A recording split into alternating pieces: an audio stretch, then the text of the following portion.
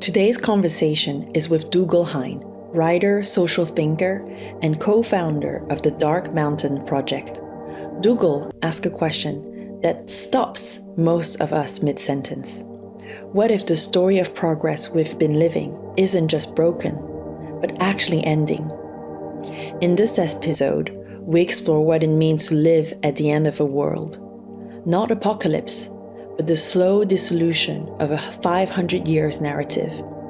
And most importantly, what becomes possible when we stop trying to fix the unfixable and start asking, what works is actually worth doing? So without ado, here is the podcast of The End of a World as We Know It with Rufus Pollock and Dougald Hine.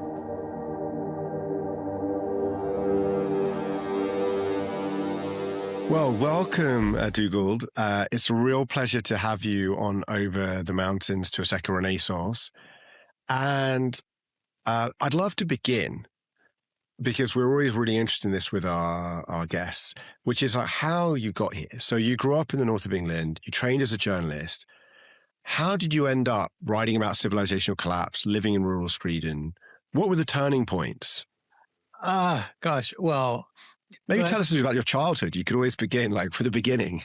Well, let's start somewhere near the beginning then. So I spent the first 2 years and 10 months of my life living in the grounds of a theological college in Cambridge. So that might explain some of it. My friend Liz Slade, who was the chief officer of the Unitarians in England and Wales, wrote a lovely thing the other day where she said she'd realized at some point in her life that the people she was drawn to were either the children of artists or the children of ministers. And she said, because there is some thread of, growing up with it being taken for granted in some way that there is something that matters that's off the map of kind of modern conventional economic reality and success and the rest of it, that clergy and artists have in common. So my dad was a United Reformed Church minister. That was in a kind of gentle background way the world that I grew up in. That is to say, it wasn't some kind of fundamentalist us against the world version of Christianity by any means, but church was very much part of the ordinary fabric of life, with a whole mixture of people who would probably have been in different places if you had to pin them down on the theological spectrum. And on the other hand, growing up in the northeast of England, from when I was 8, we were living in Darlington, which is not a small town, but also, not a place with a university or a large kind of highly educated, highly mobile middle class or anything. So I was anyway a bit of an odd kid because my parents didn't come from there, where most of my friends' parents did.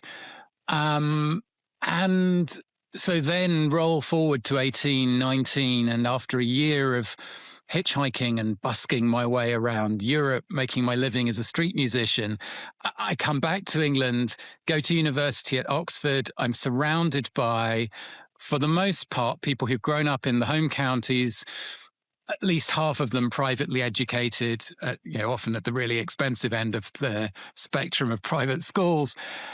And I didn't even have a heavy northern accent to explain why I stuck out. I was just kind of somewhere off to the side. Maybe I'd been taken off to the side a little bit as well by that experience of a year of traveling all over Europe and getting in and out of strangers' cars, standing at the side of the road for hours with your thumb out or with a sign, wondering if it's going to be 5 minutes or 5 hours before someone stops. And there's all kinds of things that come from that. Partly there's just a sort of a rough road to meditation practice, if you like. I've never done much sitting on cushions in meditation halls, but there is a having to learn to live with whatever's going on in your own mind and how your mind meets the world in a position of not being able to control things that goes with those afternoons of hitchhiking. And then there's also the experience of the kindness of strangers. And I think anyway, at least if you're lucky, growing up around churches, you sort of touch the hem of that a bit. But just hundreds and hundreds of people who didn't know me from Adam stopping to pick me up at the side of the road, really different people with different lives, different stories, and, often very generous in the way that they might go out of their way to help you, or the invitations that occasionally flowed out of the conversation you had with a stranger sitting in the passenger seat of their car. And all of that was also kind of loading me up with a different freight of experience to most of us all, on the whole, sheltered young people arriving at a university like Oxford at the age of 18 or 19. So all of that was in the background. I briefly attempted to have a sensible career working at the BBC as a radio journalist, and realized really quickly that my heart wasn't in it, that I didn't want to climb the ladder of that career. And I sort of spun out of it the first time at the age of 25. I remember having this kind of paradox where, like, my friends' parents and my parents' friends were sort of looking at me going, oh dear, it looked like it was all coming together for him, and what's going to happen now? So I turned down a staff job at the BBC in Sheffield. I had ended up living with my best friend on the outskirts of London, temping in warehouses and call centres. On paper, it looked like I'd trashed the beginnings of a successful career. I mean, to their eternal credit, my parents had been in no way evidently impressed by the period in which I was working at the BBC, and didn't seem too fazed by the next period of precarity and apparently going nowhere. And I think that's an enormous gift.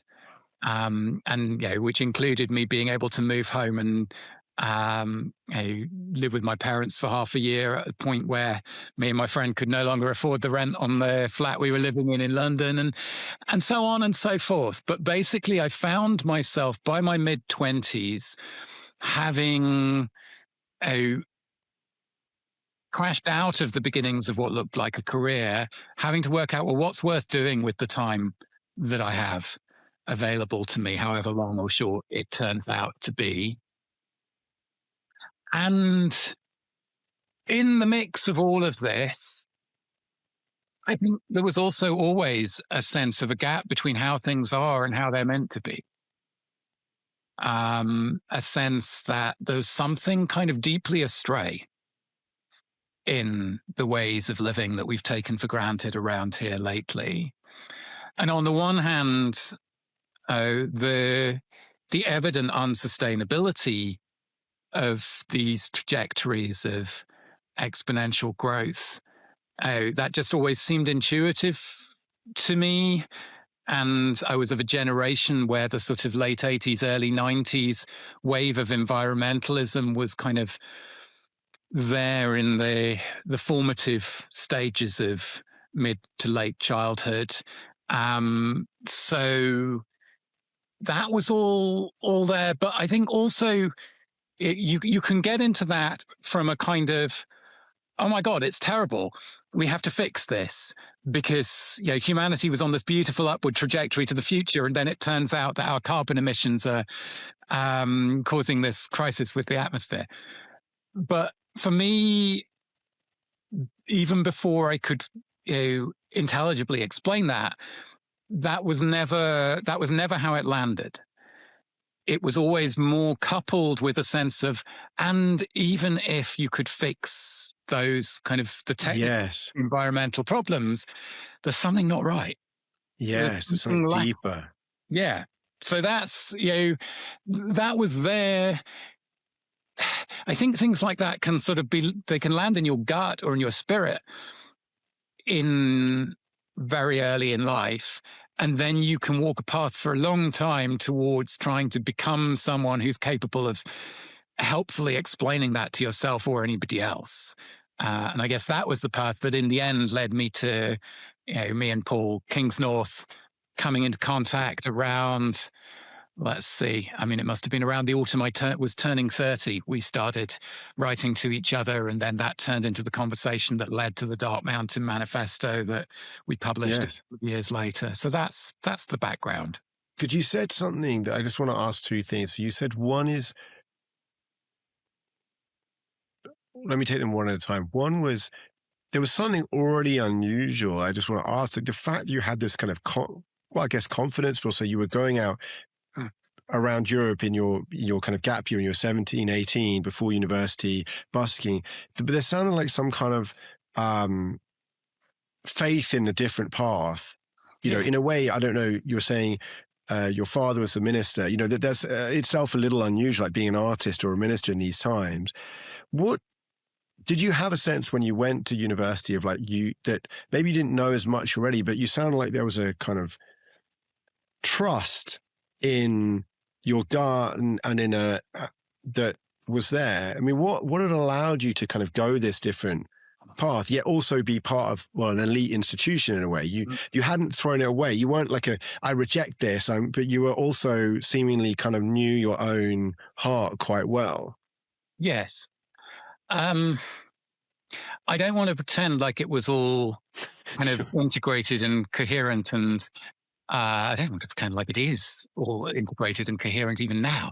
But certainly, in one sense, I was pretty all over the place as a young person. But I think there was a kind of deep layer that was anchored, even if I couldn't explain it in ways that seemed credible to some of the very clever people around me as an undergraduate at Oxford. And you're not wrong to use the word faith, although I think that would be a very deep rabbit hole to go down to try and unpack the relation between that and the church context that had been so formative for me, because it was certainly an idiosyncratic path that was nonetheless informed by and fed by those origins and that formation. And then, some of it is just a kind of dumb stubbornness that, if you're lucky, works out.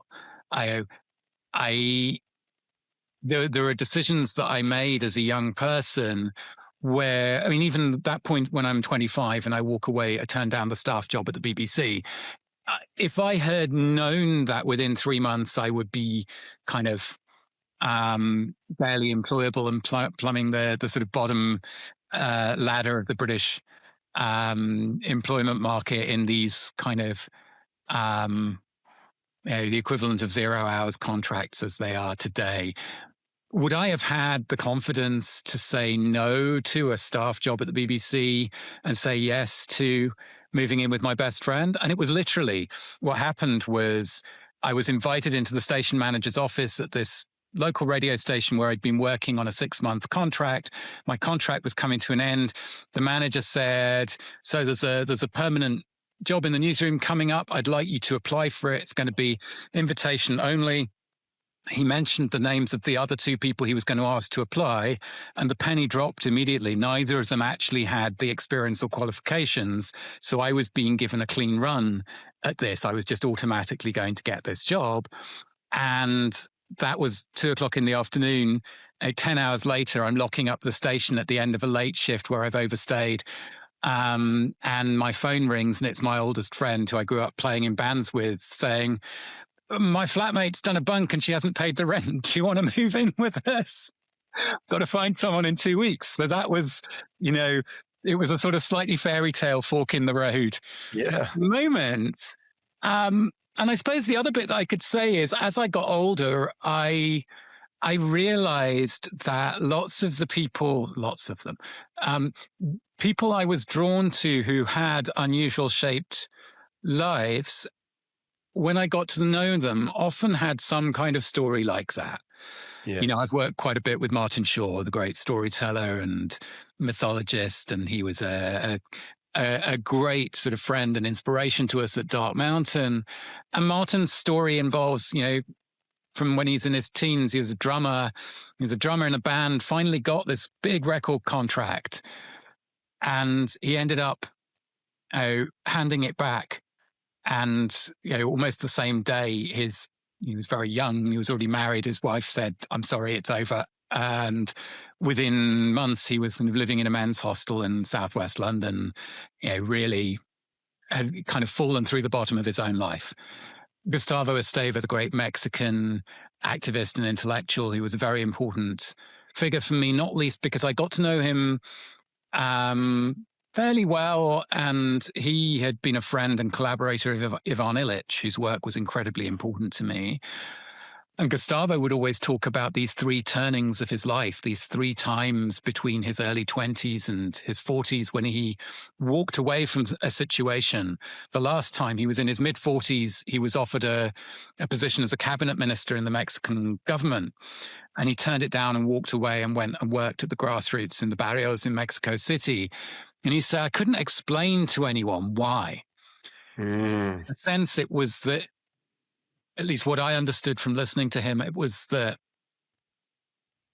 from the position that you're in when you make that decision to say no to something that all sensible, reasonable logic would say you should say yes to, you can't see clearly the thing that is the reason why you need to say no and walk away, because it's only when you get to where you're walking to that you will get a line of sight to what people can't see from that room where you were when you were offered that position.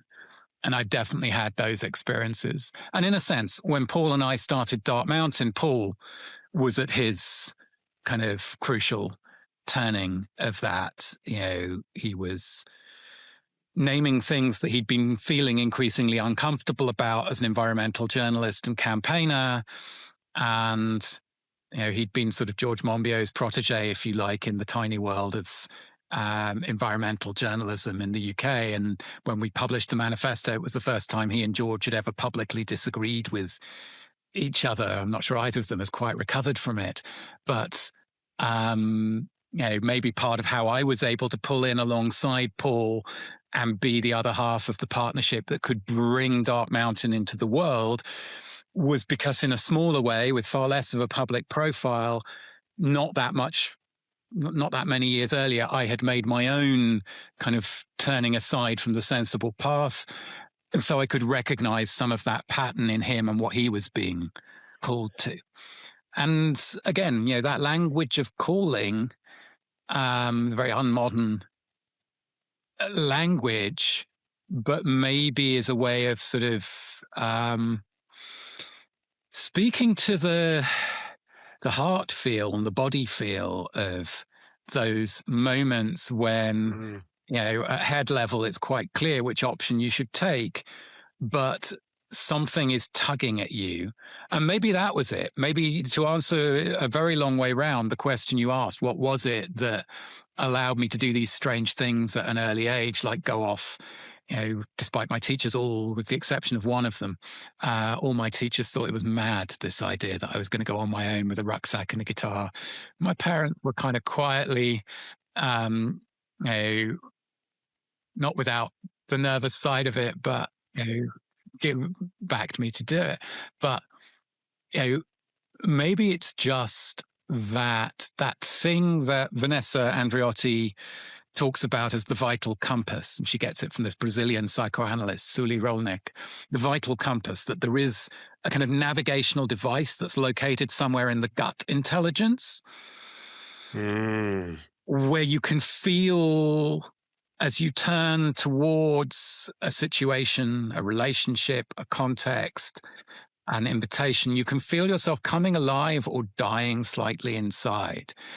And I think most of us have that we get cut off from that. We get taught not to trust that by a modern education. And maybe one of the things that I took with me, and I'm thinking this aloud with you now, not having really put these thoughts together before, maybe one of the things I took with me from that other side of my life as a child around church was a sense that it's okay to trust a calling, okay to trust, a voice that doesn't make sense to the logic of the world. And maybe that's part of what allowed me to follow those strange paths in the early going. Wow, thank you. Yeah, this is the heart wisdom. So, and it maybe builds on that. The other thing was obviously an encounter with the environmental situation. I think you were mentioning in one of the pieces I was reading, leading up to the talking again with you, it was like about that there was this moment at the BBC even where you were somehow encountering this and turning off all the lights. But because that's the kind of, as you said, something I think is very, very important to draw out. Why I would then want to lead into that is that you were saying there's this aspect where people may feel something, maybe it's not even very conscious, an intuition, and then it may take a lot of time, and it is an important integration of the heart intuition with the kind of head of those two things to be able to both articulate to oneself and to the world. So when did that encounter happen? And then leading into the Dark Mountain Manifesto, when this instinct, you said there's some things that were not quite, it sounds like, you weren't, the way you even described Oxford, you weren't comfortable in a good way with the kind of the default way of power in the world as it was. But when did that encounter then the environmental issues that were animating you so much? And how did that, and that kind of led towards the Dark Mountain Manifesto in collaboration with Paul, King's North and others? Yeah, I mean, it would be neat if there was a sort of singular moment of revelation, wouldn't it? Isn't it? It's gradual, but yes. Yeah, these things come in waves. And I mean, I can remember being, I suppose, 8 years old, and we were still living in Leeds at that point, and going to the Green Fair at the university, and there being all of these sort of stands from different campaign groups. And so we're talking like 1985, 86. Yeah, that kind of moment of, that thing of what's your first political memory? What's the first point at which the world beyond the relational intimacy of early childhood begins to come into focus, and you're trying to make sense of what the grown-ups are talking about and what they're saying on the news. And mine is very, very much the spring of 1986, which is, it's Reagan bombing Libya, it's the Challenger disaster, and it's Chernobyl. And watching night by night on the news, the kind of very sober BBC 6 o'clock news reporting of this radioactive cloud that seemed to be spreading across Europe. And so in hindsight, there's a kind of activation of awareness around environmental crisis that begins as early as I was beginning to try and make sense of the world. And that kind of waxed and waned just like it did in the world at large, to be honest. I mean, I can remember being, how old would I have been? Like 12, and wanting to be, I probably wanted to be the first Green Party Prime Minister, Zach Polanski. I don't think I had the chops for it. Not really my calling. And I can remember arriving at Oxford, and so I arrive at Oxford to study politics, philosophy, and economics. Oh, PPE. You did PPE. Okay, good. Lasted 2 weeks in PPE before I defected to English literature. In my PPE class at New College in 1997 was Rachel Reeves. So, you get the sense of, I mean, that's a very Oxford kind of story, isn't it? But I defected to English because they were a bunch of weirdos.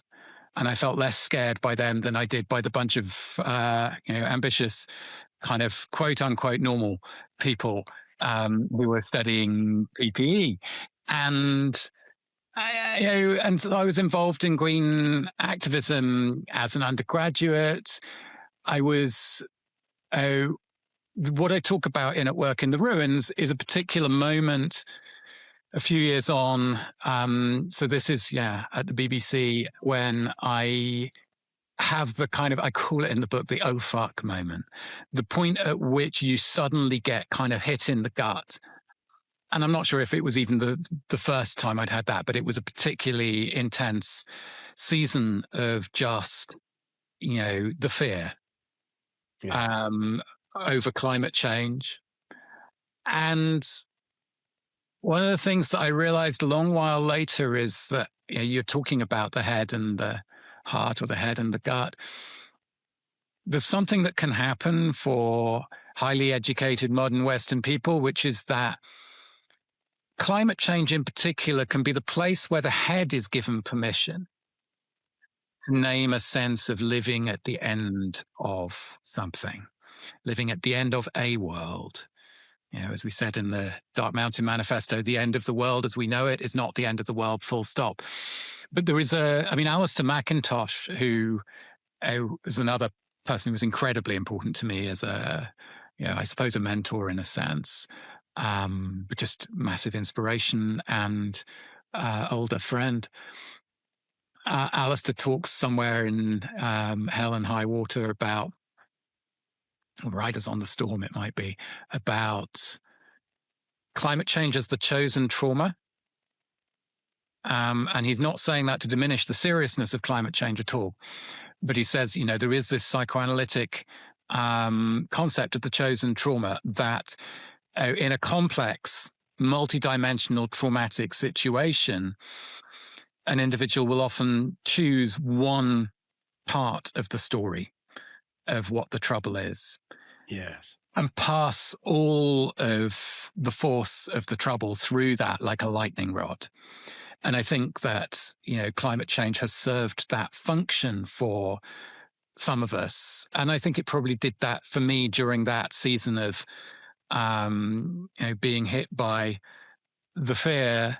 And then there's a place beyond that, because at least the sort of two-step process that I describe in the book is, first that hits you and you go into this kind of bargaining mode. And that's me climbing on the desks at the end of a late shift at the BBC, switching off all of the overhead monitors that my colleagues have left on, and, and kind of recycling like it's going to save the world. And somewhere down the line from that, you hit another threshold where you go, do you know what? I could do everything on the checklist at the end of an inconvenient truth, and it still might not be enough. There's a kind of a need to surrender, like the first step of the 12 steps in Anonymous. We admitted that we were powerless over our addiction. There's an admission of powerlessness, which looks morally reprehensible from the point of view of a certain kind of modern conception of agency. It looks like giving up, which is what George Monbiot accused us of when we started Dark Mountain. And, in the first year or two there, a lot of energy got wasted in kind of conversations at cross purposes around that. But part of what that left me with was kind of, if you get the charge of having given up, sometimes if you get a charge thrown at you, it's yours to carry for a while and work out what else that might mean. And it was really when I started working with people who had got years in recovery under their belt that I fully came to appreciate all of the complexity of that. Apart from anything else, giving up is literally what you are trying to do and needing to do if you're an alcoholic entering recovery. But it also involves a surrender. But also there is within the experience of the 12-step movement a recognition of the paradox of a kind of transformation that only becomes possible through surrender, through the admission of powerlessness. And I think that's been, that's part of the riddle that I've been sort of holding and trying to hold space for a long time, is the extent to which that speaks to our collective situation, which is not to say that it maps neatly from the individual situation of the addict going into recovery to a collective civilizational or cultural level challenge. But yeah. But it's very important. I mean, acceptance is not resignation, but they can be collapsed, and because there is also resignation or cynicism, and that's very central, I think, to what from Dark Mountain onwards. It's like, and what is also the fact that you were then talking about, talking with people who practice in addiction and recovery. I think these metaphors between the macro and the micro, which are very, by the way, going back pre-medieval or even Renaissance, so on, this idea of, the macrocosm of the world and the microcosm of the human body.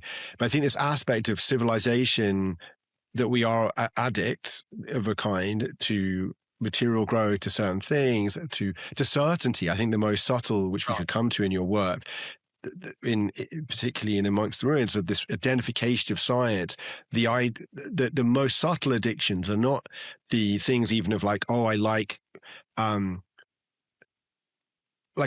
consuming cocaine because I get high. The subtler addictions are, what does that do beneath? What is it solving beneath? Come from a Buddhist, but the desire to avoid suffering, not pain. We can always want to, but the desire to, avoid death. These deep, what I say, addiction is starting to not distort, but bend the word. But what I'm saying, I think you are getting at there, is this aspect of how do we do acceptance that leads to then potentially a recovery. Recovery does not mean, by the way, going back, but a kind of somewhere that one is evolving forward to. But that just very central in I feel in your work that thank you for bringing that up.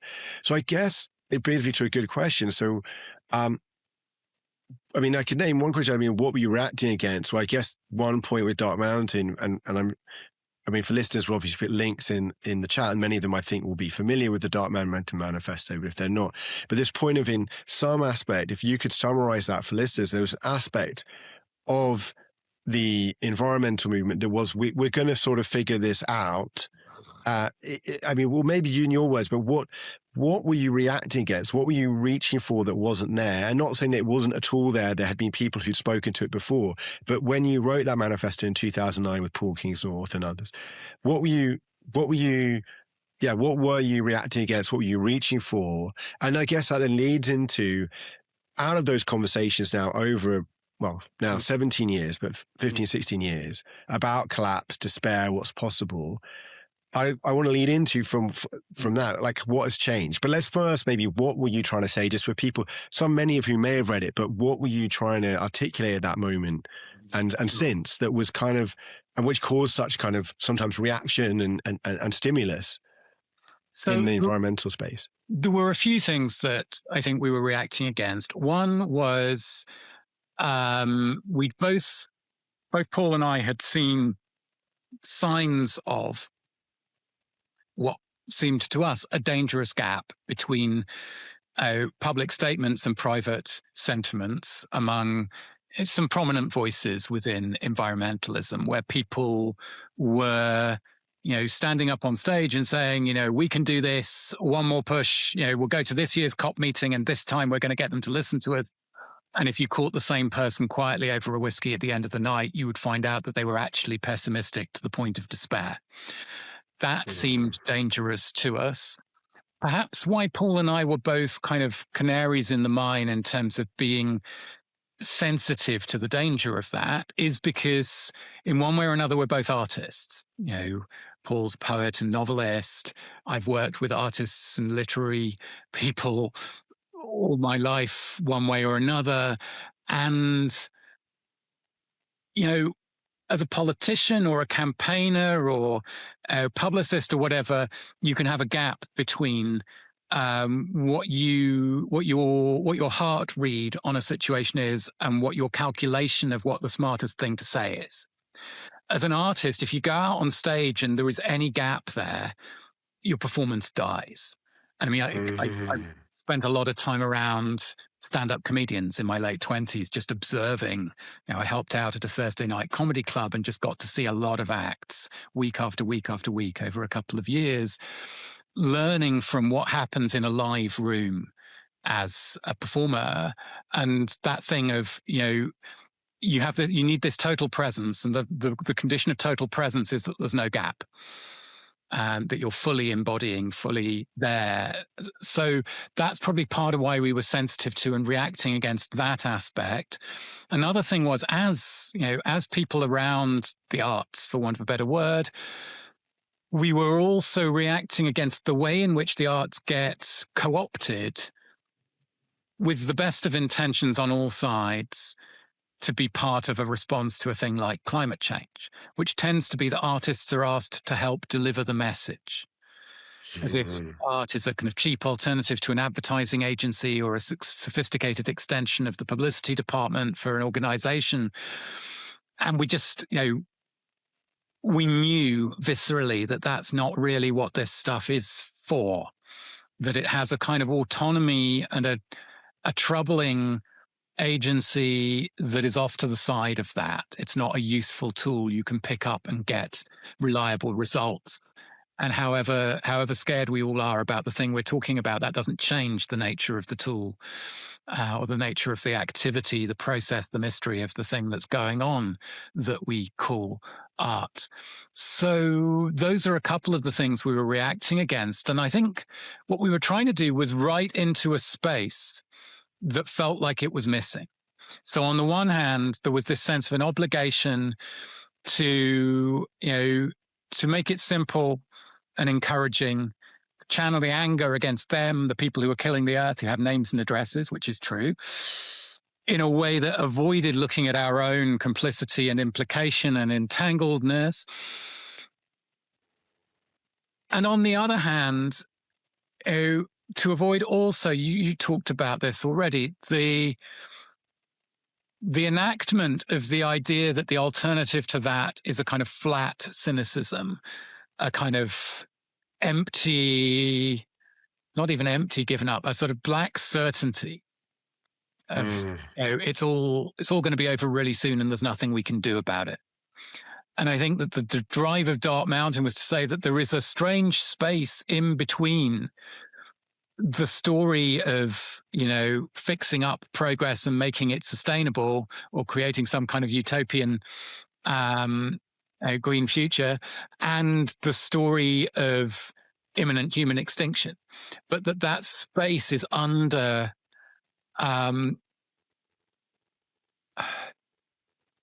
it's not certainly back then, it's nearly 20 years ago, not widely enough spoken for or Yes. given room, given breathing space to even begin to figure out what that might look like. And so really Dark Mountain was this kind of poetically charged invitation to walk off the map and join us if you felt you were seeing some of the things that we thought we were seeing, and have this space, which it became in the early years through the annual festival that we were holding, and through all of the years of Dark Mountain, through the books that Dark Mountain still to this day publishes, Charlotte. a kind of crossing space of people who'd arrived from different directions but had in common that the story they'd been inhabiting seemed to have run out. That the kind of promises that they had been voicing didn't seem to ring true to them anymore. And that here was a space where you could admit your doubts, your fears, your darknesses without feeling alone, without feeling judged, and without a rush to action and to answers. So that, and it does, in hindsight, it sounds like a kind of 12-step room, really. It had some of the alchemical transformative space that those rooms have, I think. Yes. Because this I think is just a central piece of the work, is how do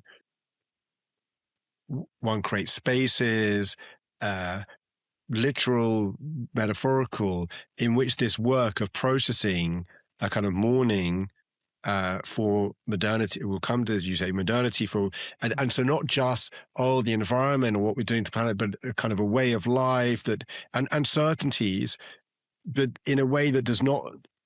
We have to hold it just like in a mourning and when of any passing, that there is true tragedy in that. Yes. But without then falling into the despair, the black tar pit that can take us under. Yeah. And which often then either leads to a rejection, the cognitive dissonance is too much, so we go back, or we go into technological fantasy, or we suppress. But yeah, that space is, and it's fascinating. So what did you learn? I mean, I guess from that experience, and obviously it wasn't as thought out or so conscious as you went along, and what worked and what didn't. I mean, out of that, I guess it's like how have you changed? What have you seen over that period, and what have you had to kind of learn or unlearn out of that experience, leading into then what you've been writing about more recently? If you went back again, what did you learn out of Dark Mountain, and what was it? What worked of that experience, and what has been difficult? Because certainly in my experience of trying is that for example, there's a delicate balance between the sharing some structure and ideas. I don't really mean ideas, but a narrative or a mythos, but also the psychological space. And Vanessa, obviously in hospicing modernity, all these questions. But how do we do that? So far, I would say that we've struggled to do that at very significant scale. If in the society, and maybe just to debate, and you don't need to speak to this, but I think one thing that comes to me is that there's a whole other group which is now coming up around AI and existential risk and the risk of these technologies that, again, are almost having to learn the same issues that came up in environmental, but often quite divorced from it. Yeah, so I'd be kind of fascinated by what you learned from that experience of gradually trying to develop a space where this in between, as you say, this kind of acknowledging. And it's the end of the world as we know it, not the end of the world full stop. That you should say more about that. But yeah, what did you learn? what did you unlearn out of those experiences? I mean, I suppose an easy and true thing to say would be that we learned quite quickly the limitations of starting something that is two white guys standing up in front of everyone and going, oh, listen to us. We're going to tell you how it is. I mean, it wasn't quite like that, but that was certainly a shadow that was there that it took us a while to fully take on board, and that Dark Mountain came alive and became all of the things that it has been owes so much to the people who were willing to step in, not simply pointing out what was lacking, but with a willingness to shoulder some of the weight of going, there's enough that matters here that we're going to help you do the things that you guys don't know how to do because of the experiences that have formed you and the gifts you do and don't have. And, you look at Charlotte DeCann, who's the director of Dark Mountain these days. And I still remember the first time that we sat down and talked at the end of the second Dark Mountain festival, and just the gift when somebody shows up who's got their own journey and experience and skills. And, something similar in a different way happened when Vanessa Andreotti and I crossed paths. It must have been like 2017. And that's why when we did the 10th anniversary Dark Mountain book, and I was, at the point I was kind of moving on from Dark Mountain after 10 years. I'd handed on my responsibilities, but I thought, what do I want to contribute to this 10th anniversary book?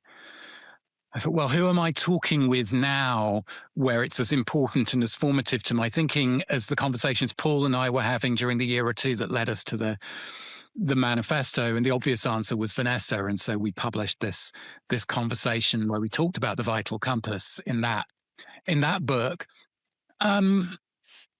What else did I learn? So One thing is, sorry. Well, one question would be, you're trying to create the space, but you said there was some reaction, but one other ways.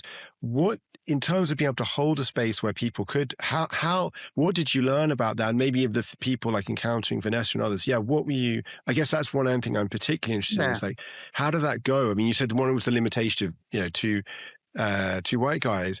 What were there more challenges than you expected sometimes for people to be able to come into that space and for it to be held, or how did that go? I'm sure there were. I think one thing I'm aware of thinking back now, as you're asking about it, is it often felt as though there were kind of two not that closely related spaces of what was going on that was Dark Mountain in that early stage, where a lot of the sort of the pushback and the kind of argy-bargy and so on took place in social media space and blog space and even newspaper column space.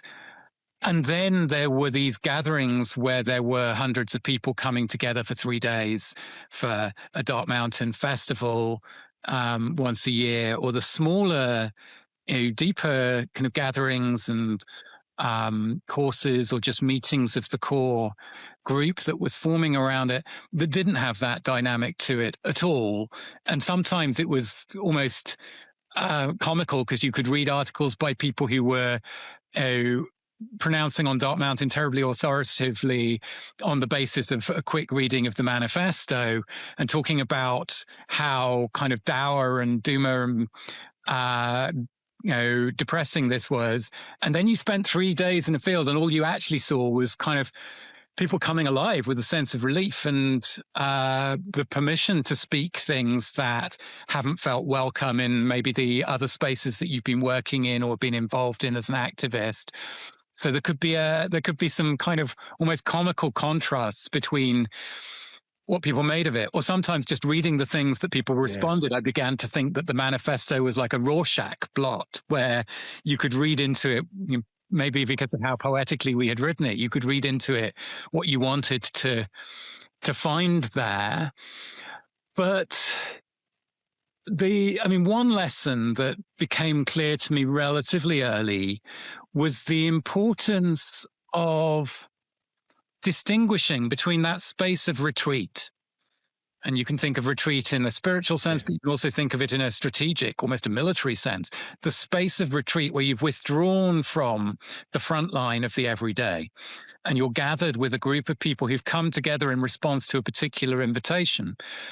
And that can be very powerful, especially if people are used to only coming together in activist-framed spaces of, what are we going to do?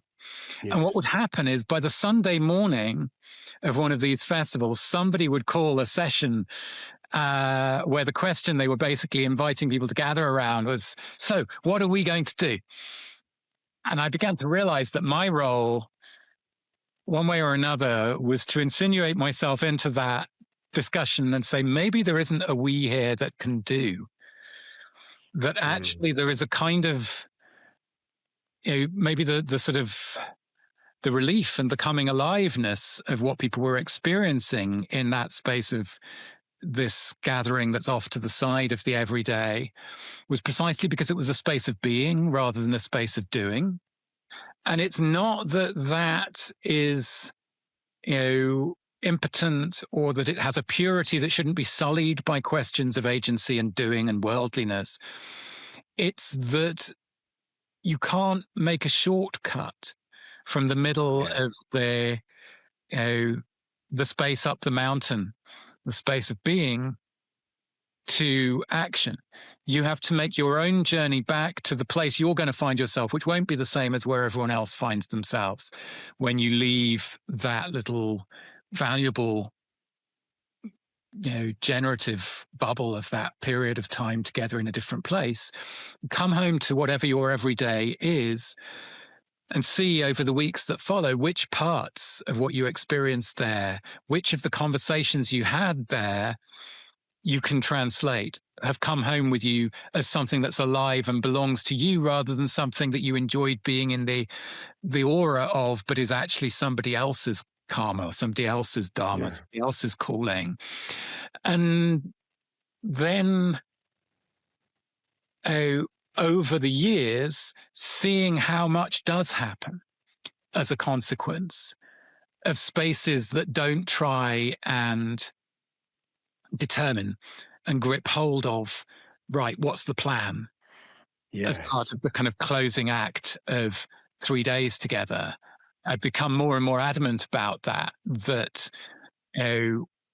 through practicing being together under other conditions, the relationships form, the capacity forms that enables doing together differently. And maybe the piece, and this is harder to say in English. In Swedish, there's more than one verb that would translate to what we say in English as to think. And one of them is more thinking in the sense of believing. One of them is more thinking in the sense of the thought process. And one of them is thinking in the sense of having an opinion. Here's what I think about this. A tycka. And so Anna and I were doing an event. We did a keynote together at a conference in Sweden last year in Swedish. And I said, what we've realized is that often the default mode of gathering is gathering to think, in that sense of gathering to have an opinion. We can gathering to feel good because we're in a room with people who have the same opinion about this very important question. And that might be one of the least helpful forms of gathering. It's not that it's never needed, but that gathering to be together where we can maybe show and admit that we're different, rather than finding a kind of simulated belonging in having to hide our differences in order to feel like we're part of the group. That might be a more valuable thing. And also gathering to do together. So, at the same time that I was doing the Dark Mountain work, which was very, very much, if you like, an esoteric invitation. It was an invitation that wasn't intended to speak to everybody. It was intended to speak to you if it was what you needed because of the path you'd been on and the place you got to on that path. And other people would just bounce off the side of it. And literally, I've had people who've come back to me and gone, you know what, I read your manifesto 10 years ago, didn't get it at all.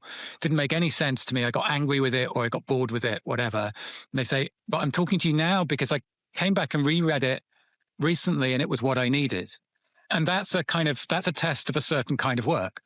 And meanwhile, I was spending the other half of my time running this agency that I'd started in London called Space Makers, that was doing these projects, bringing people together to reanimate unused or underused spaces in an urban context.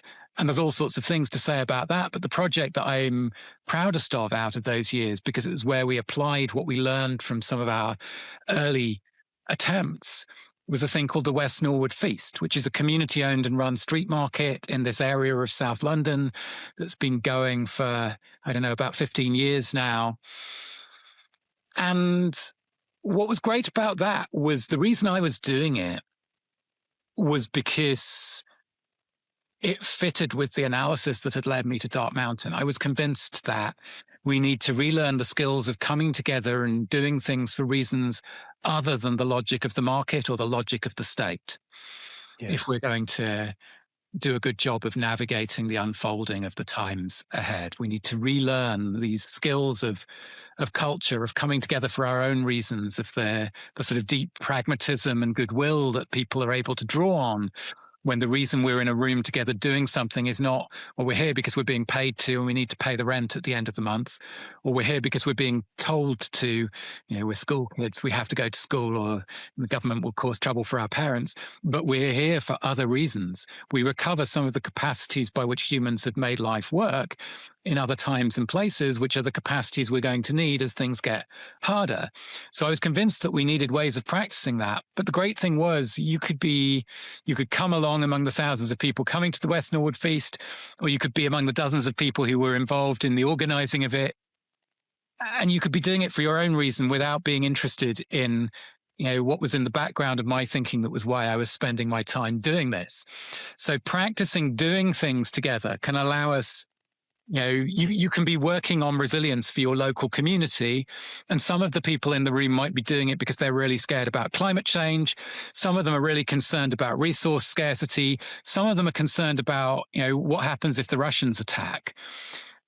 And it's great. You don't need a shared analysis because all of those things can point to a whole set of practical tasks that are good in terms of relationship building, in terms of local scale infrastructure. So you see what I'm sort of mapping out here is, on the one hand, the spaces of being that are transformative. Yes.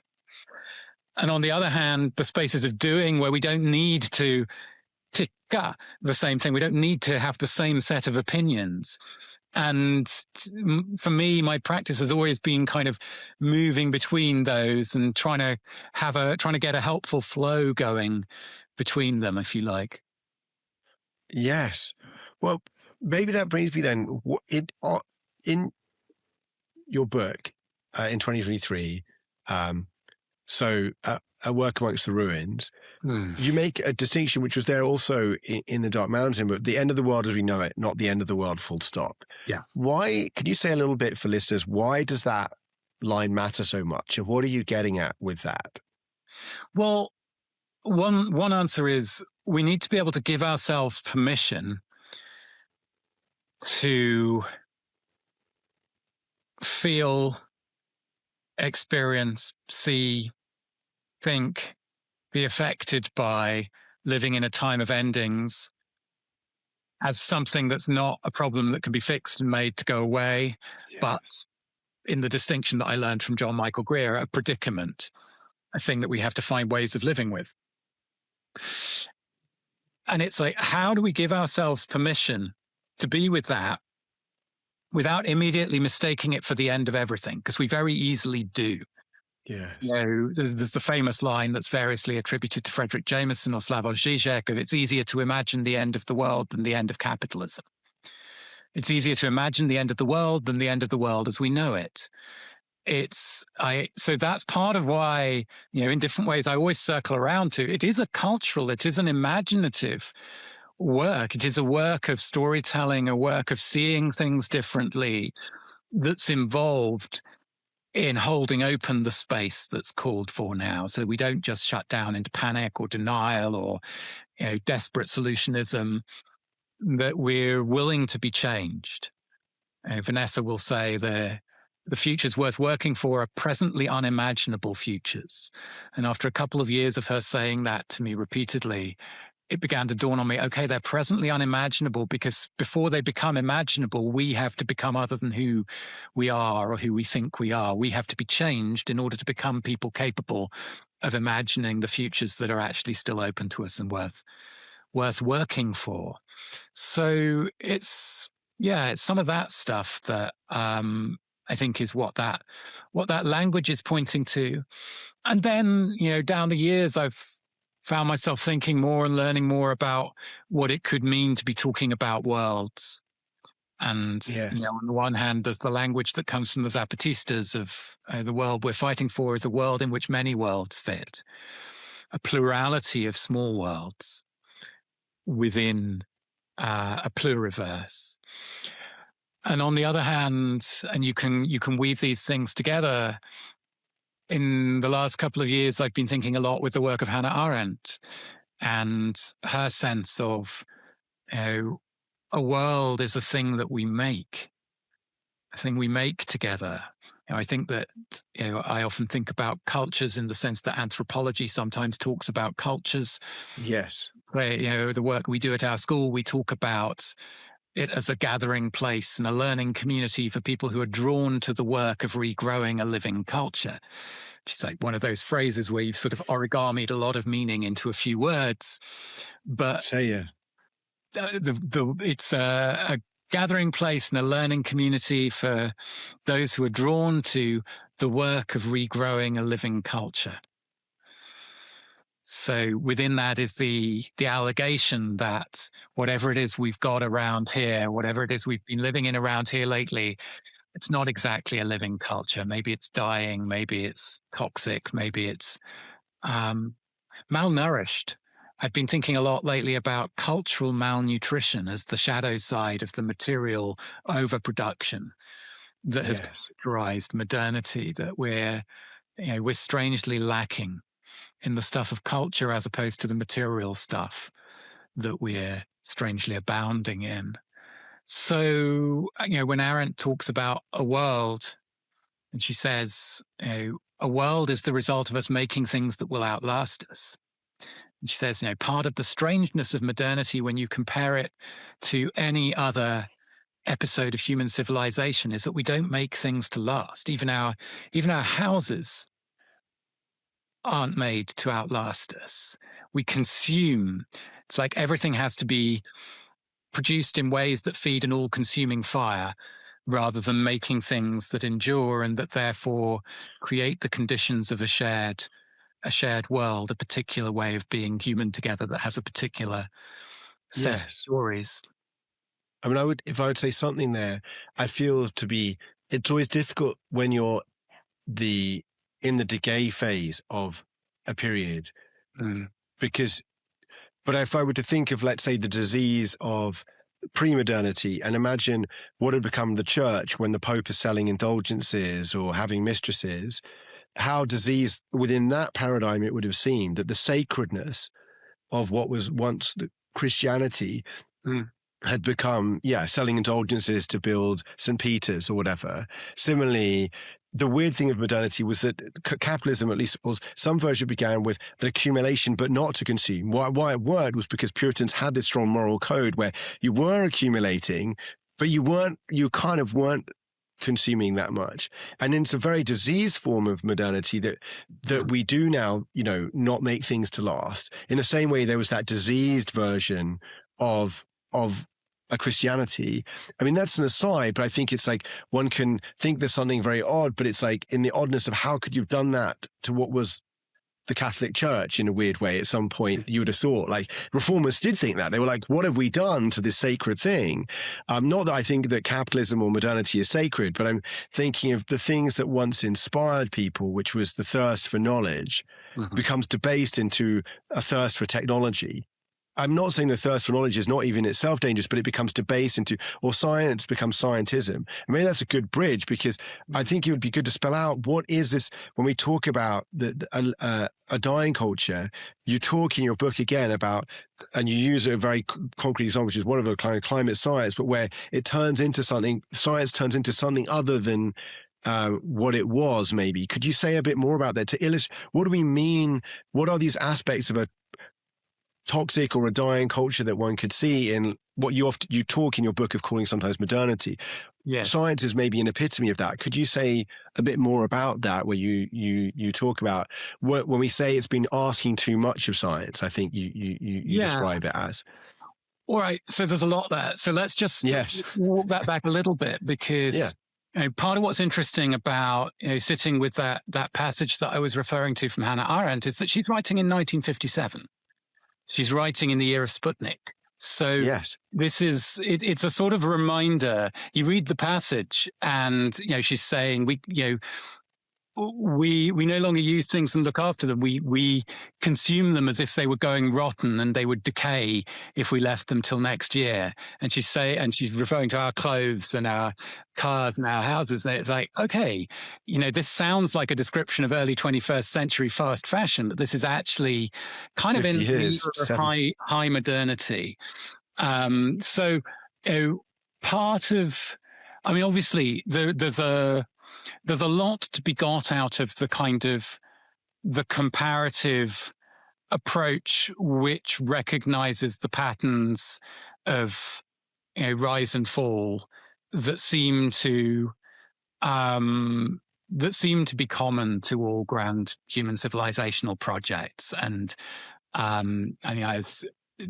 already quoted John Michael Greer, who for 20 years has been writing a fantastic blog that I have learned a huge amount from. And he draws a lot from Spengler, who was writing in the 1920s.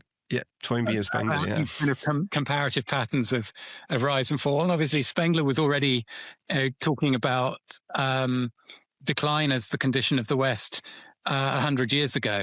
And there's a whole kind of kettle of fish that one could there. But so I'm always a little bit, for the bit that I bring to the table has more to do with, noticing what's weird about this particular journey that, yes, we're in the decline phase of, as opposed to the things that it has in common with other Yes. rise and fall historical patterns. But both of those are worthwhile exercises. So it would be neat if what we had was a kind of a glorious age of science followed by a decayed age of scientism. I think it's more a shadow that's there all along. Or if you, Yes. I mean, if you know the sort of Kabbalistic tree of life, every station on the tree of life has this other side, the clip off, the kind of dried husk as opposed to the fruit. So maybe Beautiful. there's kind of a shadowing that's there from the start. And so the hunger for knowledge, the remarkable capacity for production of a particular kind of knowledge that characterizes modernity and characterizes, the project that we talk about as science, starts out as an imaginative exercise. It starts out as an acting as if. Like, let's talk as if reality consists only of the parts of it that we can measure, and see what happens, see what we can do with that. There's this kind of suspension of disbelief, like what happens in the theater. But incredibly quickly, the suspension of disbelief is forgotten. And we end up inhabiting the imagined universe in which reality consists purely of what can be measured and calculated. And that's there are various attempts at bracketing that. The early one is the Cartesian.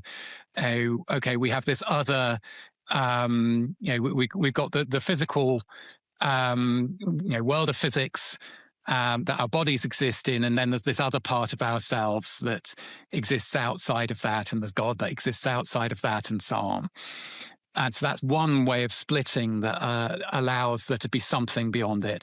Then you get a kind of romantic counter-Enlightenment surge of finding ways to affirm all of the unmeasurable, all of the kind of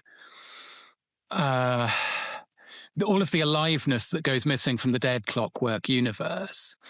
Perhaps most interestingly, we get to increasingly from the early 20th century, and even more so now, the sciences themselves arriving at results that make a nonsense of the kind of the mechanistic universe.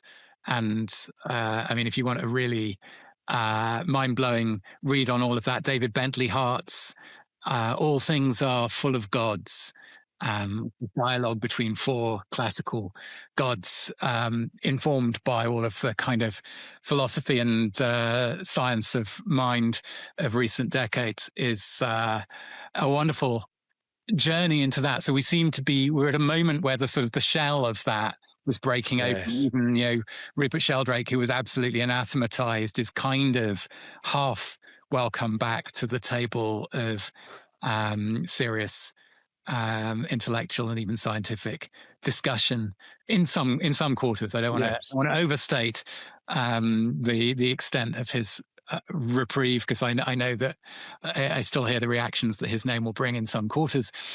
So the bit of this that I was concerned with when I wrote At Work in the Ruins, and you can think the book came out in 2023, so I was writing it 2021, 2022. We were still really in the middle of the COVID time, was the great weight put on the shoulders of this thing called science, whether it's the 2018, 2019 climate movements with placards saying unite behind the science, whether it was all the politicians in different countries saying we are following the science. A whole part of that book is called Asking Too Much of Science. It was based on having spent quite a bit of time with climate scientists partly as a consequence of writing the Dark Mountain Manifesto. I got invited into a lot of meetings and collaborations where scientists and non-scientists were being brought together around the table. And it became clear to me that there's an attempt to shortcut the fundamentally political work, and in the full sense of politics that goes back to classical philosophy that Arendt would be drawing on, of how are we going to live together? What do we together in this context where we are making a shared life, making a common life, what do we consider to be the good? Where do we draw the line? And there has been an attempt that has been repeated actually throughout the history of modernity to outsource that difficult work to this thing called science. And I talk about a series of examples of that. And the first one that I talk about is a kind of theological version of that happened around the end of the 17th century, when you get this thing called deism, which is essentially, it's the weirdest, most unappealing Christian heresy, because it reduces the whole kind of theological drama to a God who is a remote first cause who presses a button that sets in motion a clockwork universe. It's like, how did anyone ever, you've got rid of love, you've got forgiveness, you've got rid of all of the, you've got rid of all the use of the mythos of the drama of the tradition. And of course, you're also, this is an intellectual avant-garde at the end of the 17th century, which had seen really some of the most brutal warfare imaginable. The 30 Years' War wiped out a similar proportion of the population of Northern Europe to the effect that the Black Death had in the 14th century. This was no longer war conducted within limits in the way that had been the convention of the medieval period. This was the beginnings of modern total war. And the pretext for these wars had been the theological fault lines that had opened up as a result of the Reformation.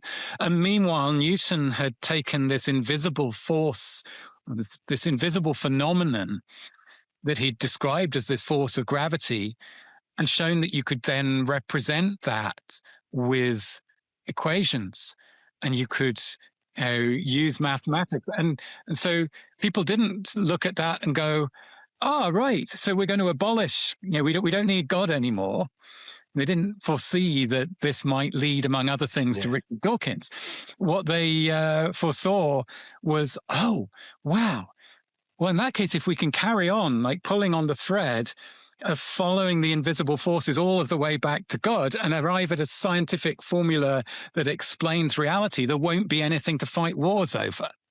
And this is how deism comes to be appealing to those sort of late 17th and early 18th century intellectuals. And of course, the irony of it is that it lies at the back of, on the one hand, Dawkins, and on the other hand, Christian fundamentalism, that is a parascientific, heresy again. It also, the many of the key figures in both the American and the French revolutions at the end of the 18th century are, paid up subscribing deists. So it doesn't abolish politics.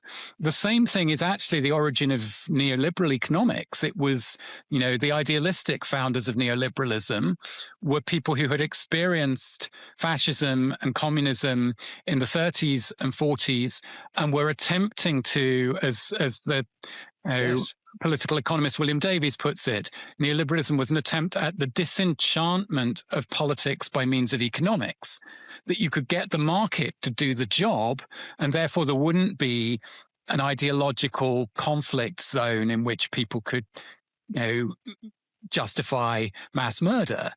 Obviously, neoliberalism becomes a more self-interested thing on its journey through the 20th century, but that was the virtuous root of it.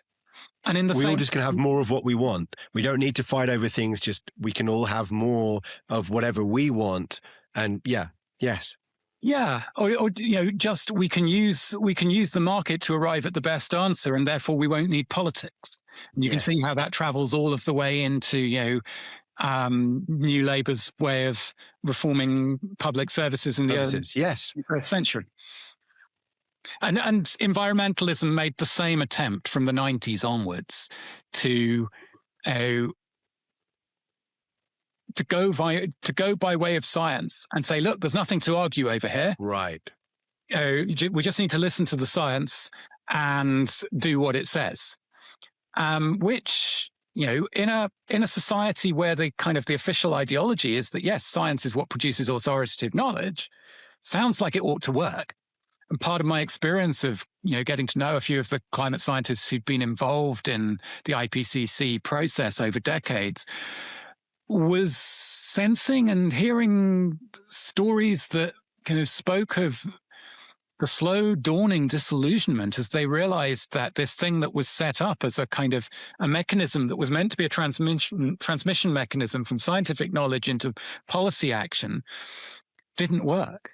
And actually couldn't work because science isn't really the producer of authoritative knowledge. Science is always plural. It's always the sciences. It's always an ongoing conversation. It's always provisional, which is wonderful. That's where it shows up with its gifts. But when it's hardened into, outsourcing the work of judgment onto the work of measurement and calculation, as understandable as the recurring desire among the deists, among the early neoliberals, among the 90s environmentalists is to make that turning, it doesn't get you what it promises, because that's not the kind of world we're living in. We can't bypass the difficult, tricky, fallible human process of judgment as a supplement to the bits of the world that the work of science, the work of the sciences can tell us about.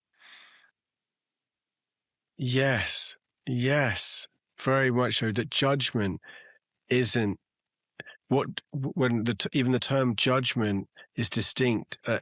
And for me relates to wisdom in its truest sense, is not the same as a Bayesian probability calculation. But there's this desire for them to become the same. Yes. And I think that, I think this aspect, for me, at one point I was teaching at Cambridge, and I was an economist, believe it, and having undergraduates, when I would ask them, had they read a novel? When was the last time they read a novel? And I said, but do you understand, we are just plumbers, in a sense. That what is it that you want?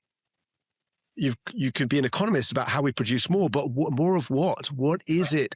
Where do the most crucial thing is, what do we choose? And particularly, I think you mentioned with Hannah Arendt, there's something very crucial, which is about politics, is we ultimately do need to choose together. The illusion of the neoliberal dream, and much of this, is this kind of atomization, even in science. But many of our even most obviously of our culture must be chosen together in some way. And I think that's very, very beautiful and very profound. And it brings me to then to your saying, it's like this kind of unmasking that this science is sort of ideology, and that we can outsource our judgment to science. And as you say, you didn't mention it so much here, but when I flew to the kind of COVID illustrates that, because everyone says let's listen to the science, but it can tell us different things, and there are fundamentally political judgments. Yeah. And I guess that brings me into, you talk, maybe you could say a little bit about what then, because COVID obviously was something of a stimulus to writing the book and an illustration, and both what that point about what the pandemic revealed, in a way the climate movement hadn't, and then that bring me into what the kind of work, the four kinds of works in the ruins you mentioned, of salvage, mourning, discernment and recovery. I don't know. I mean, I don't know if you want to talk to the COVID point or not, but the kind of leading into this question of then, what has it led you to at this point? And also talking a little bit about the school. I mean, we should come to that. We've got still enough time, but I was just, that would, where are you now? So, I mean, obviously, in lots of ways, the COVID time was a very, very strange time for anyone, anywhere. And it sometimes feels as if we've almost tried to sort of bracket that and just put it out of view, relief at getting back to some attempt at normal. There was a particular strangeness to the experience of it as an Englishman who's fairly deeply grounded in Sweden. My other half is Swedish. My son is born here and growing up thinking of Swedish as his primary identity and his first language, and so I'm pretty fluent in the language. I fully expect to live out my days here. But nonetheless, at the point where the Swedish government was pursuing quite a different policy to the rest of Europe and to England, where I did my growing up and lived until my mid-30s, it wasn't easy for me to kind of rest in the quiet confidence that Sweden would be getting it right, that people who had grown up here seemed to have. So it was a really interesting time. And I have dear friends who come from elsewhere and are less deeply rooted here, who found it more traumatic to be straddling that boundary. For me, it was apart from anything else, an opportunity to practice surrender, to practice experiencing and recognizing my own powerlessness. Yes. But so that's part of why that informs the book, and it's part of what sets me sort of off to the side of the COVID culture wars that were playing out in the English-speaking world in a way that means that the things that I've tried to say about that are not particularly useful to anybody's arguments in the way that the lines are usually drawn up. And the main thing that I wanted to point out in the book was that part of what COVID revealed was the structural fragility of our highly modern ways of living. If you look at this statistically, a 10% upward variation on normal levels of mortality in a given winter is something that in any village anywhere 100 years ago would pass without being noticed. But once you have the kind of what Ivan Illich called the radical monopoly of modern healthcare systems, in which it's actually very hard to die without passing through a hospital. You have to do it very quickly. That creates this bottleneck of scarcity of provision, which, the lazy left-wing answer to this, I don't mean that as a slur on people on the left. I just mean there is a lazy answer that can come from a left-wing perspective is, well, if government's properly invested in healthcare, then you wouldn't have that problem. But it's not true, because there's only so much dormant capacity you can sensibly maintain in a system that runs on expensive high-tech hospitals and expensive, highly trained medical professionals. Once you no longer have either the skills or the kind of cultural capacity or even legal permission for care for the sick and dying to be something that it's normal for us to be able to do in our homes, in our families, and in our communities, rather than passing through those expensive systems, there's only so much extra capacity you can maintain. And so you get the kind of cascading failure we were beginning to see in Italy, in northern Italy, in that critical moment in, March 2020, late February, early March, that was the sort of trigger for lockdown policies across much of the rest of the global north. That was, that's an artifact of systemic vulnerability that is something separate from what the disease does to human bodies. As pandemics go, not wanting to belittle it and not wanting to belittle how much harm it did, it was nonetheless, objectively speaking, a very mild pandemic. But it was just severe enough to create the realistic scenario of cascading failure in health systems, which would create cascading failure in political systems. It's not just governments that would be rendered, if you actually have the NHS collapse into full dysfunctionality, that doesn't just undermine the legitimacy of whoever is in Downing Street at the time. It actually undermines the legitimacy of the whole political system in a way that's a kind of event horizon. That's the fear that you saw in the eyes of the politicians, that then the rhetoric of following the science was partly a way of stepping back from that fear. And maybe the reason I recognized that fear and was able to write about it, apart from the peculiar situation of being, a sort of Swedish Brit or British Swede, As also because I had experienced at close quarters a little bit of that fear before from people close to the heart of power, because for some strange reasons, in the 6 months after the global financial crisis in 2008, I found myself in a number of meetings and conversations with people who were close enough to the rooms where the bailouts had been negotiated in Brown's government that they had looked over the precipice. They had seen how it came within hours on several occasions of a kind of total breakdown of the global financial system where, credit cards stop working. There's no longer money coming out of hole in the walls. There's one story in Andrew Rawnsley's book about the last years of New Labour that actually names the thing that's hardly ever put on paper about that autumn. And he describes talking to a city trader who went home one Friday night and bought a field full of sheep from the farmer next door because he wasn't convinced the money system was going to be working on Monday morning.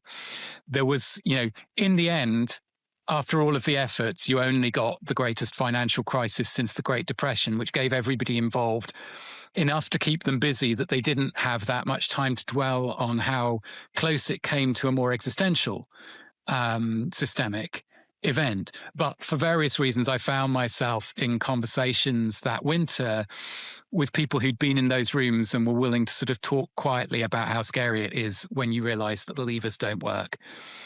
And maybe for that reason, that gave me a certain angle on reading the kind of the politics of the pandemic. And really the conclusion from that this is why it's not helpful to any side in the kind of COVID culture wars. It's not, this is what they should have done. It's, gosh, we have arrived at a situation in which our highly developed, sophisticated, modern societal systems are incredibly brittle. And there is no way that you can make those systems resilient against relatively normal variations from the background level of mortality, for example. It's just part of the nature of these systems that they cannot have the room for resilience that can be there in cultures where a good deal of the capacity is held at a lay level.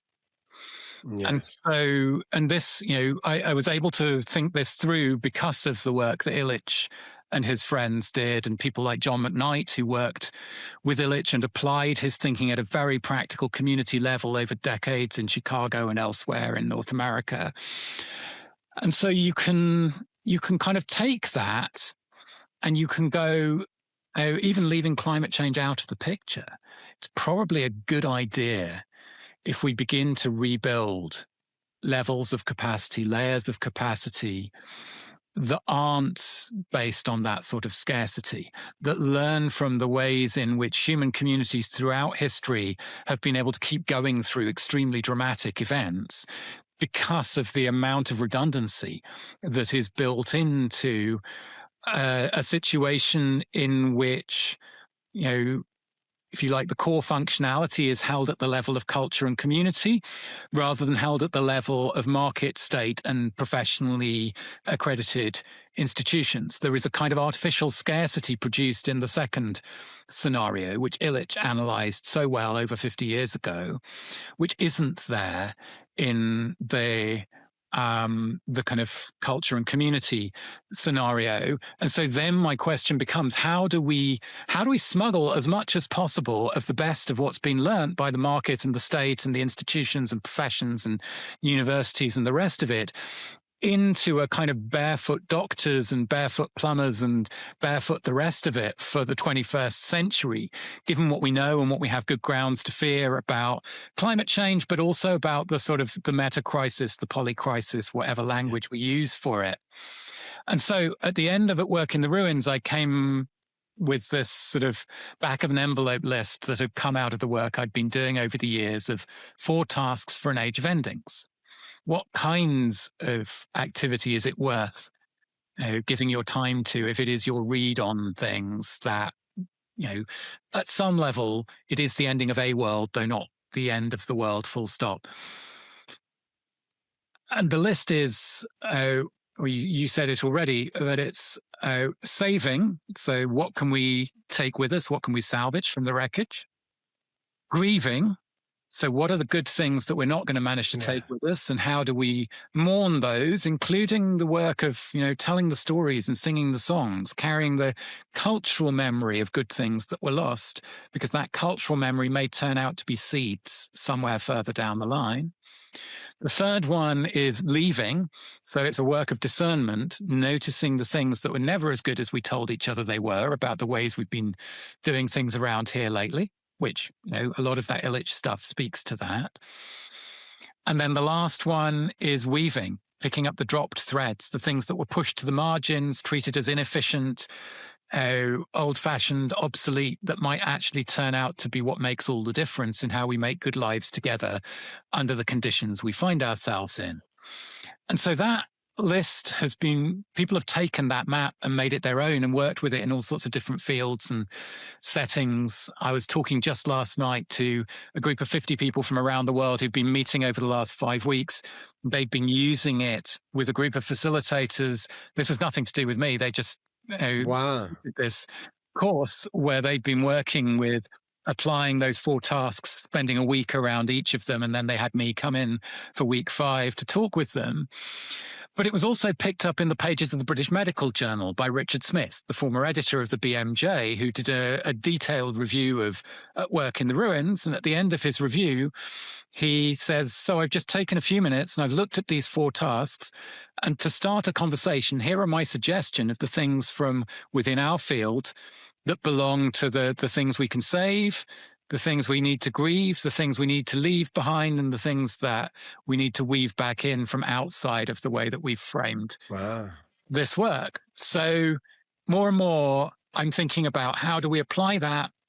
How do we bring it together, for example, with something like Vinay Gupta's simple critical infrastructure mapping, the 6 Ways to Die tool, which is a kind of map of the layers of dependency for the things that keep us alive. And how does that begin to show us the tasks that are going to be called for, the work that's worth doing, starting from where we find ourselves? And maybe to end, you're like, for people who really into that, I mean, you've got a course, you run a course regularly, but coming up, I mean, which is the Regrowing a Living Culture you mentioned before. Yeah. I assume that builds on that. What will people be doing, or what are you trying to share in that course, which I know you do with your collaborator and partner? Yeah. So, we've been, for 6 years now, since 2020, we've been once or twice a year holding this space where people come together 5 weeks, and we start with each week, a bit of a talk from me, and then time for discussion. And then there's a sort of more informal after party half of the session. And what generally happens, the secret of this is people mostly show up because they've read my book or they've heard an interview like this or whatever. So they're kind of showing up because they're kind of oriented towards me. But over the course of the 5 weeks, they end up getting more interested in each other and in the connections that are forming. And, we have this community called The Long Table, which is open to anyone who's been part of one or more of those series. And, there are people meeting up all the time. And I get people send me photos and they're meeting up in the flesh, having originally met in these Zoom rooms. And for several years now, Regrowing a Living Culture has been the kind of core frame of this. Like, what is the work of regrowing a living culture? And we've looked at that from various angles. But this spring, when Anna and I sat down to talk about, well, what are we going to do with a new series? We thought, what we're being pulled towards, what we're being called to at this point is practice. We don't need lots more theory. I read a lovely thing from Pam Warhurst, who founded Incredible Edible. I was in the research for my new book. It came up and she says, don't waste time writing a paper that shows me perfectly how your theory is going to work in practice. Just create alternative propositions in practice on a small scale with whatever resources you have, with whatever gifts you have, and use those to start a different conversation, because that's much more powerful. What I love about the word practice is that it can cover everything from, something you've devoted decades and decades and decades of your life to honing precision and excellence in a kind of everlasting journey into practice. It can also be the word we use for the terrible sound coming from the room next door where a 7-year-old is making their first assault on a violin. It's got such room within it. Yes. And I think that a lot of what's called for now is, on the one hand, practices that bring steadiness and help us steady each other. On the other hand, the practice that you can do before trouble arrives that shapes how you're going to show up when trouble arrives. Yes. So what are the things we can be practicing that maybe don't fully make sense in the world as it narrates itself today, but that might be exactly what's called for as we head further into this journey in the ruins that we seem to be beyond. So that's what the invitation is going to be, starting on Thursday the 21st and Friday the 22nd of May. We have one group that meets in the evening Swedish time and one group in the morning, so it covers quite a lot of different time zones, and we will explore that over 5 weeks. And each week Anna and I will bring some practices that we can talk about, and in some cases practices that we can invite people to try out. Wow. Sounds amazing. And we'll definitely be dropping the links and the information in the show notes. Is there anything you'd like to say? I mean, I know there's one thing, not I think for this conversation, but I'd love to actually almost do a separate little session, maybe a shorter one, which would be about Ivan Illich and because you've referred several times. I think for today we've covered so much ground. I would love to have you share more, because that's an inspiration many people have kind of heard of or read a bit of, but clearly there's actually some real learnings and other things there for our time that we're in, and Hannah Arendt. But for today, is there anything you'd like to say in closing, Dougald, that you'd like to leave listeners with? Well, I was thinking about this word Renaissance that you're working with, and how in the etymology of it, it's to do with birth. Yes. And that was making me think of Arendt, because one of the core things that she's saying in The Human Condition, which is the book that I was drawing on when we were talking about her work, is that natality, bornness, the phenomenon of birth, the phenomenon of the newborn is the place to center our attention, the place where politics, the place where the possibility of things being other than how they are comes from. It lies in the thing that has never been spoken before. Yeah. Which is, precisely the thing that AI is not going to help you with, because it's built out of everything that's ever been spoken before and converging towards that. And it's the moment where something new is spoken.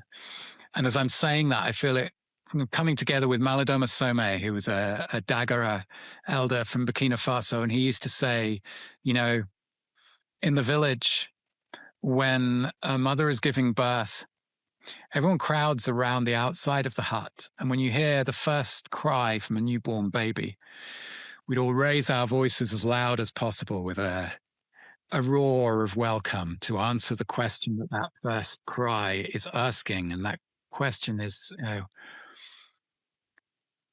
where am I? Have I come to a good place? Am I claimed? And I think that part of the shadow side of modernity, and among all its achievements, is that somehow we produced a way of being human together which does less than any other culture that we seem to know about to make sure that when our new ones arrive into the world, it's made clear to them in the way the world receives them that they are claimed. So maybe that's something that we could try and center on in the Renaissance that you guys are headed towards on the far side of the mountain. Rebirth. Yeah, winter is coming, and so is spring. Thank you so much, Dougald, Great gratitude. Well, thank you so much for listening to us tonight.